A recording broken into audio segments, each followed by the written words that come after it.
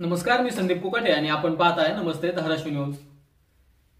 मागील 2-3 महिन्यापासून धाराशिव जिल्ह्यामध्ये जंगली प्राण्यांनी प्रचंड धुमाकूळ घातलाय। जिल्ह्यातील अनेक भागांमध्ये बिबट्या सदृश तसेच तरस प्राणी दिसल्याने नागरिकांमध्ये आणि शेतकऱ्यांमध्ये प्रचंड भीतीचे वातावरण निर्माण झालंय।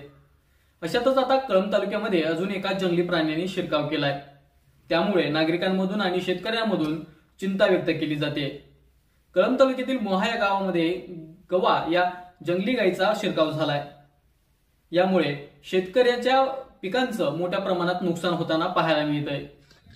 एकीकडे बिबट्या तरस या दोन्ही प्राण्यांचा शिरकाव असताना त्यांची प्रचंड भीती शेतकऱ्यांमध्ये अजूनही कायम असतानाच तालुक्यामध्ये अजून एका जंगली प्राण्याचा शिरकाव झाल्याने नागरिकांमध्ये आणि शेतकऱ्यांमध्ये प्रचंड भीतीचं वातावरण निर्माण झालेलं आहे। तर या जंगली प्राण्यांचा बंदोबस्त लवकरात लवकर करावा अशी विनंती शेतकरी आणि नागरिकांमधून वन विभागाकडे केली जाते।